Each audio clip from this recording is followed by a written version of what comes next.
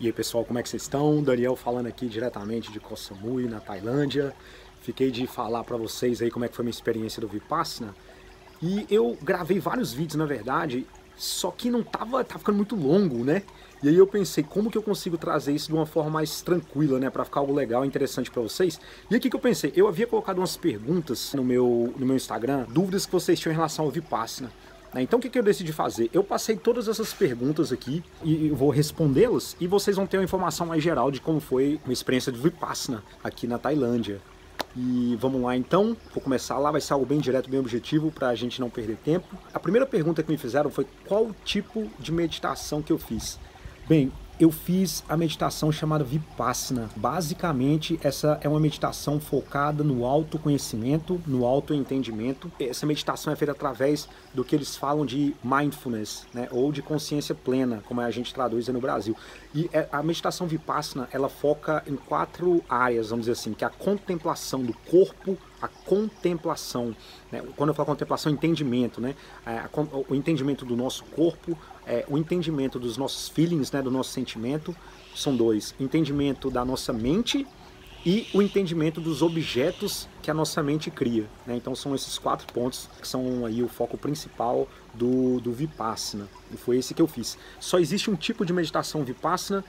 Então, na verdade não, né? Eu fiz essa que ela é budista tailandesa, então conversando com outras pessoas, né? Tem a indiana, tem que é uma Goenka, que é super conhecida. Pelo que eu percebi, a Goenka existe uma programação mais, vamos dizer, mais certinha de cronograma. Igual a minha também, você não fala, mas na Goenka você tem essa questão de... Tem um mestre, um professor, algo do tipo, que vai falar com o grupo, ele vai ter apresentação, em alguns casos, apresentação de áudio, apresentação de vídeo, vai ter palestra. Na que eu fiz especificamente, não tem isso, né? Basicamente você faz 3 coisas. Meditar, você come na hora das refeições e você limpa o ambiente, né? Você tem o momento da limpeza e você dorme. São 4 dias, são 4 coisas que você fica fazendo no decorrer dos 10 dias da meditação. Onde foi o retiro? O retiro eu fiz num local chamado Wat Ram Poeng. Vou colocar o nome aqui embaixo para vocês. Esse é o nome do mosteiro budista em Chiang Mai, que fica no norte da Tailândia. Então eu fiz nesse mosteiro. Todo mundo pode participar, paga, qualquer pessoa pode participar. Até onde eu saiba, não se paga nada. No final da experiência você deixa uma doação. Quantas pessoas participavam dessa experiência?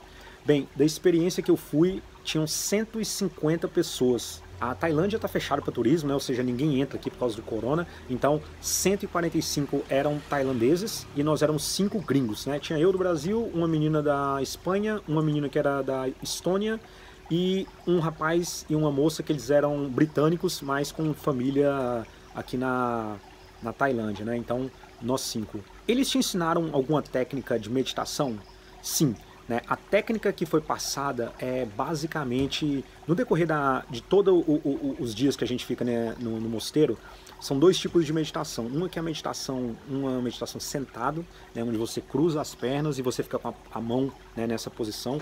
Você presta atenção em todos os detalhes, né? Por exemplo, você tem que controlar quando sua mão ela sai da perna, a mão está vindo, você presta atenção, é feito um processo bem lento, bem devagar, né? Todos os movimentos que você faz, tanto da mão, do braço, da perna, você tem que estar consciente, né, desse movimento. Então eles te ensinam essas técnicas e do andar também.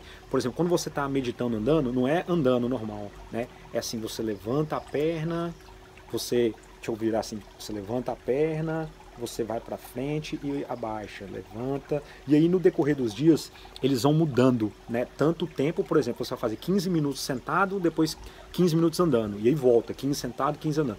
No outro dia vão te passar, por exemplo, 20 minutos andando, 20 sentado. E aí vai, 30 andando, 30 sentado. E vai mudando, né? Então basicamente assim. A próxima pergunta é, como foi o primeiro contato com a meditação? Rolou medo de não conseguir? Então, eu havia já feito meditação, mas sempre meditações curtas, 10, 12 minutos, eu não sabia nem como que funcionava, como que era a prática, né? Então para mim foi tudo novo, não tive medo de não conseguir, porque na minha cabeça já está muito claro, né, que eu queria realmente viver essa experiência, então eu não tive nenhum medo, vamos dizer assim, de não conseguir, né? O que foi mais difícil para mim? O mais difícil para mim foi lidar com os meus próprios pensamentos, porque nessa meditação você não fala, né? É uma meditação em silêncio. Então eles aconselham até que você não olhe para ninguém. Então o mais difícil para mim foi passar tanto tempo com os meus próprios pensamentos, né? E eu sou uma pessoa muito comunicativa, onde é que eu chego eu gosto de falar, de conversar, e nessa experiência você não pode, né, falar com outras pessoas. Então, para mim essa foi uma parte bem complicada. Você pensou em desistir? Sim, eu pensei em desistir no dia 5, no dia 6. Para mim foi muito difícil.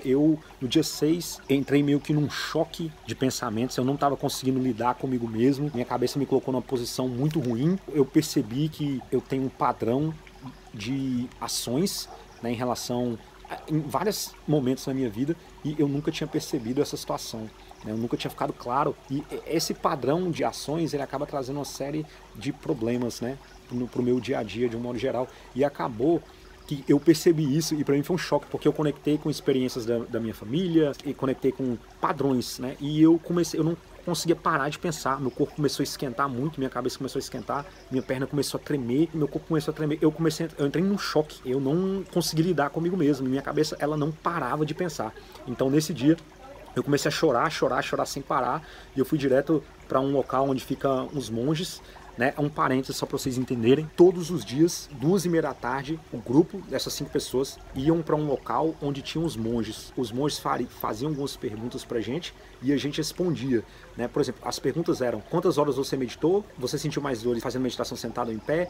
E vamos supor, primeiro dia eu fiz 6 horas e 45, né? Eles tinham pedido para fazer 6, eu fiz 6h45. Aí eles falaram: então amanhã você faz 7 horas, beleza. No segundo dia eu fiz 7 horas. Aí eles falaram: no outro dia você faz 8.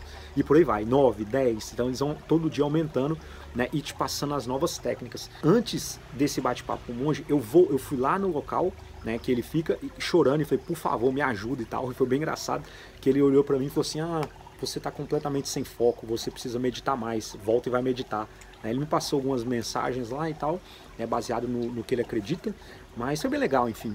Eu acabei não desistindo, foquei na meditação e as coisas aconteceram de uma forma bem positiva. Teve algum dia difícil? Sim, todo dia teve algum tipo de dificuldade, né? Teve primeiro a adaptação do corpo, e eu sentia muitas dores nas pernas, nas costas, por causa da posição da meditação. Sua cabeça, né? Você lidar com esses pensamentos, você não entender. Eu tinha muita insônia, eu estava dormindo uma média de 3, 4 horas todos os dias, né? Então para mim foi bem difícil isso. Você passava o dia todo meditando, fazendo uma coisa e outra, e para mim dormir 3 horas não era suficiente. Tiveram vários dias bem difíceis, né? Quantas refeições você tinha por dia? Nós tínhamos 2 refeições por dia. A primeira refeição era às 6h30 da manhã, que era o café da manhã. Depois, 10h30 tinha outra refeição, que era o almoço. Ou seja, o almoço era 10h30 da manhã, 11h30 terminava, e a próxima refeição só seria realmente no outro dia, às 6h30 da manhã, que era o café da manhã. Nesse período da tarde e da noite, 4 da tarde eles serviam um café, um chá. Então você podia tomar esse chá também, né? Mas não tinha mais comida. Você passou fome? Não. Importante ressaltar, nós estávamos fazendo a média de 18, 17 horas de jejum, mas há 3 meses eu já faço jejum de 16 horas. Minha última refeição é 10 da noite e a próxima é 2 da tarde. Então eu já vinha nesse ritmo, para mim não teve nenhum problema. Eu quero servido nessas refeições comidas típicas tailandesas, né? Então tinha muita sopa, tinha muitos vegetais, tinha muito arroz, tinha frutas, tinha biscoito, tinha uma série de coisas. Então tinha um lado vegetariano e tinha um lado não vegetariano. Aí lá tinha normalmente frango, mas comida boa, tudo bem bom. Fica mesmo sem comer nada depois do almoço? Sim, né? Você não pode comer nada. No local, no mosteiro, tem tipo um mercadinho, só que eles não vendem nada sólido. Então você pode comprar, por exemplo, se você quiser comprar um iogurte, quiser comprar um suco, você pode, né? Mas só que alguns locais nem isso tem, né? Nesse mosteiro, como ele é muito grande, eles têm essa opção lá. São 200 monges que moram lá, 80 homens e 120 mulheres, e eles recebem até 500 pessoas, né? Então é uma estrutura bem grande. Onde você dormia? Bem, o complexo tem uma parte, tem acomodação ao redor dele todo. Então, como eu acabei de falar, eles recebiam até 500 pessoas. Então eu tinha um quarto pequeno só para mim, com um banheiro com água quente, né? O meu quarto tinha uma cama e um ventilador. Basicamente isso, eu dormia nesse local. Homens e mulheres ficam juntos? É a próxima pergunta. Então, o templo, são vários templos na parte central. De um lado tem a acomodação dos homens, do outro lado tem a acomodação das mulheres. Em um determinado local, a mulher não pode mais passar, em um determinado local, o homem não pode mais passar. Então é bem separado, é bem dividido. Quantas horas você meditava por dia? Meu mínimo foram 6 horas e 45 e meu máximo foram 9 horas. Eu fiquei fazendo essa média de 9 horas por dia. Ou seja, meu máximo antes de fazer o Vipassana havia sido 10, 12 minutos. Num dia. E o meu máximo agora, depois do Vipassana, foram 9 horas, onde eu fazia 20 minutos sentado, 20 em pé, 20 minutos sentado, 20 em pé, e aí você vai contabilizando. Eles te dão um relógio. Toda vez que eu começava a meditar, eu começava a ver o tempo que eu estava fazendo e depois ia somando tudo, né? E eu tinha que apresentar para o meu professor no outro dia. Como foi meditar por 9 horas. Depois, esse para mim foi o meu quarto dia, né? Quarto, quinto dia. Seu corpo já está naquela rotina, e para mim foi tranquilo. Eu falei, eu quero meditar 9 horas, então eu criei já o meu tempo. Tipo, eu vou fazer 1 hora aqui, tomo café da manhã, aí eu vou fazer a limpeza do espaço lá, limpar meu quarto, fazer não sei o quê. Depois eu vou fazer mais 1 hora e meia, aí é o almoço. Então fui montando o meu roteiro do dia. Como era a sua rotina? É a próxima pergunta. 3h30 da manhã eu começava a fazer minha atividade física, 4 horas eu começava a meditação, 6h30 café da manhã, voltava do café da manhã 7h30, e aí a gente tinha que limpar os arredores da casa, né, varrer, né, pegar todo o lixo e colocar no local certo.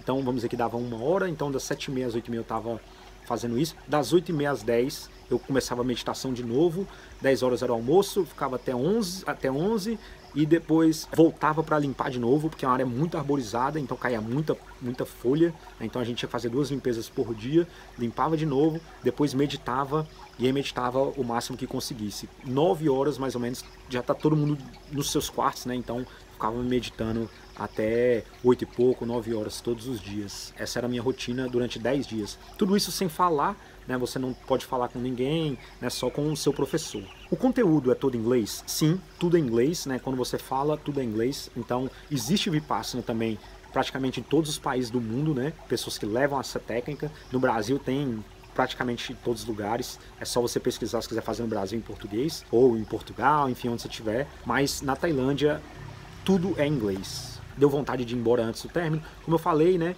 sim, pensei em desistir no dia 5, no dia 6, mas a cabeça comandou aí e ficou tudo bem tranquilo. Próxima pergunta é, você surta de tanto pensar? Sim, você surta. Eu particularmente surtei. Eu não conseguia controlar meus pensamentos, eu não conseguia dormir porque minha cabeça estava sempre pensando, eu não percebia que minha cabeça estava sempre, ou meus pensamentos, né, boa parte do meu dia, meus pensamentos estão ou no passado ou no futuro. Então eu passava muito tempo, principalmente no futuro. Estou aqui fazendo uma coisa, meditando, mas minha cabeça lá no futuro, criando situações, vivendo a ilusão de coisas que nunca vão acontecer, né? Mas a cabeça da gente está ali trabalhando, está ali pensando. Foi bem difícil entender isso. Quando você vive isso de uma forma normal, beleza, mas quando você percebe que você faz isso, é bem complicado. Para mim foi bem complicado, sabe? Entender o quanto que eu desprendo de pensamentos, de coisas que não vão acontecer. Então foi bem, eu surtei. Alguém desistiu? Do meu grupo, 5 pessoas, ninguém desistiu, né? Nós somos todos até o final. Como foi o jejum de 24 horas? Antes de eu começar eu falei que teria um dia de jejum de 24 horas. Acabou que eles não, nesse mosteiro eles não fazem um jejum de 24 horas. Só que um dia, né, entre uma meditação e outra, eu não coloquei o alarme do café da manhã. Ou seja, minha última refeição havia sido no almoço, às 10h30. Como eu perdi o café da manhã, minha próxima refeição foi o almoço de novo, às 10h30. Então eu fiquei 24 horas de jejum e foi tranquilo. Né, não tive nenhum problema, meu corpo já está adaptado a isso. Né, eu até inclusive quero fazer um jejum provavelmente em breve, que são 10 dias sem comer nada.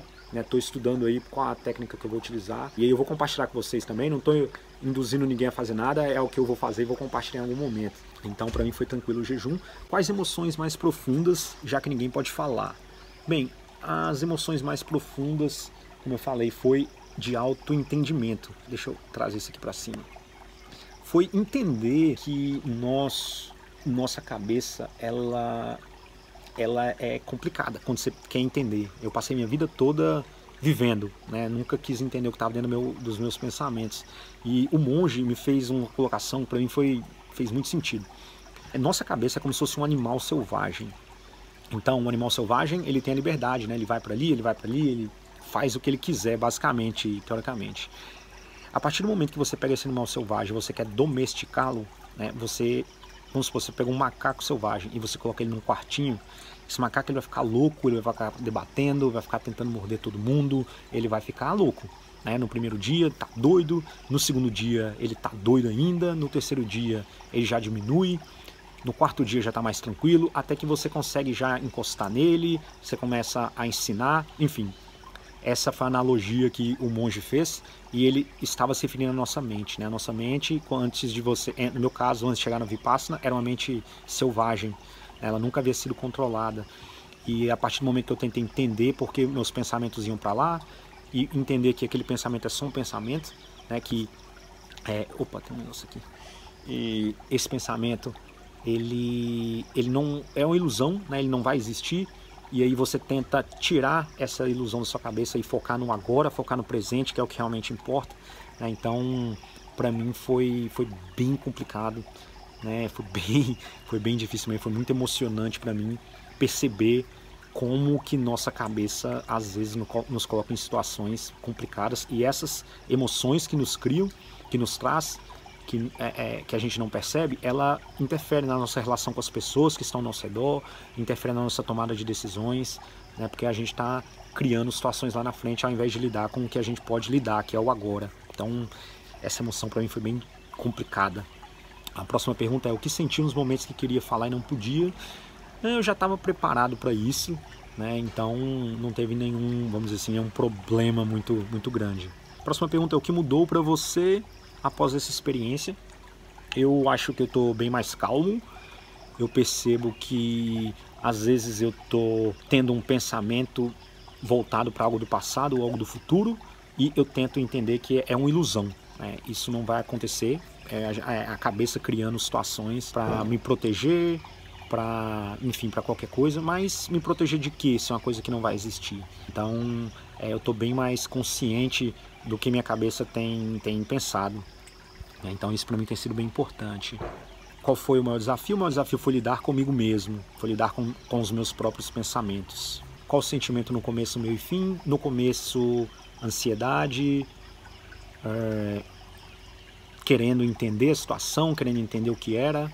No meio era medo, no meio era incerteza, insegurança, e no final foi gratidão, foi alívio, aceitação. Muitas coisas, muitos padrões que eu tenho, eu não aceitava que eu era essa pessoa, e hoje eu enxergo que eu sou assim e eu aceito que eu sou assim.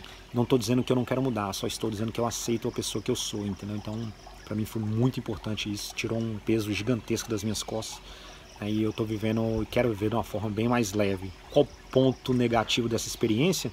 Para mim, no meu caso, eu acho que foram muitos dias, 10 dias. Toda essa visão, vamos dizer assim, o Vipassana teve impacto para mim até o 7º dia.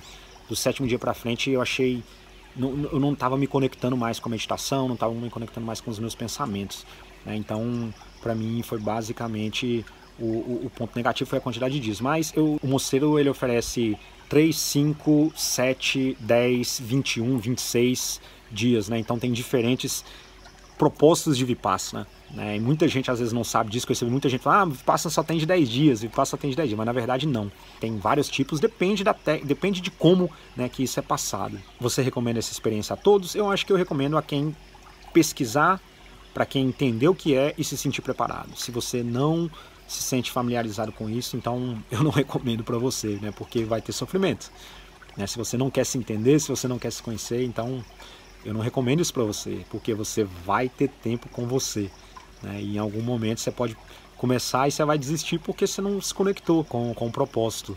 Enfim, qual investimento financeiro? Como eu falei, é doação. Você, no final da experiência, no local que eu fui, tem um local que você chega e faz a doação, e eu paguei algo em torno de $100, né, que hoje daria o quê? 500 e poucos reais por esses 10 dias que eu fiquei. A maioria das pessoas que estavam lá, eles estavam dando na faixa de $70, na faixa de 350 reais. Se você não ganhasse dinheiro através da internet, largaria o mundo globalizado? Se você não ganhasse dinheiro através da internet, largaria o mundo globalizado após essa experiência? A resposta é não, porque eu amo o que eu faço. O meu trabalho hoje, né, agência de turismo, ou então compartilhar essas coisas que eu compartilho com vocês online, isso é algo que eu venho construindo nos últimos anos. Pode ser que mude em algum momento, mas eu sinto muito prazer com o que eu faço, proporcionar experiência de viagem para pessoas que às vezes não cogitavam ter aquela viagem naquele momento, né, e acreditar no meu trabalho e vai lá e vive aquela experiência e volta para casa transformado.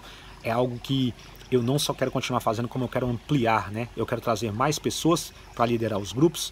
Eu quero estar cada vez mais conectado com a minha agência de turismo. E eu quero que essa agência seja realmente referência, uma agência referência para levar brasileiros, ou falantes da língua portuguesa, né, para viver uma experiência de viagem incrível, né, em países diferentes. Então, estar no mundo globalizado faz parte, né, do meu trabalho, faz parte do meu sonho. O resultado desse trabalho, ele gera uma série de caminhos que eu, né, como ser humano e como, vamos dizer, como o Daniel, ele toma a decisão baseado com os ganhos, né, que aí eu vou explorar mais o mundo, vou conhecer novos destinos para criar novas expedições, vou criar possibilidades de trabalho voluntário e por aí vai.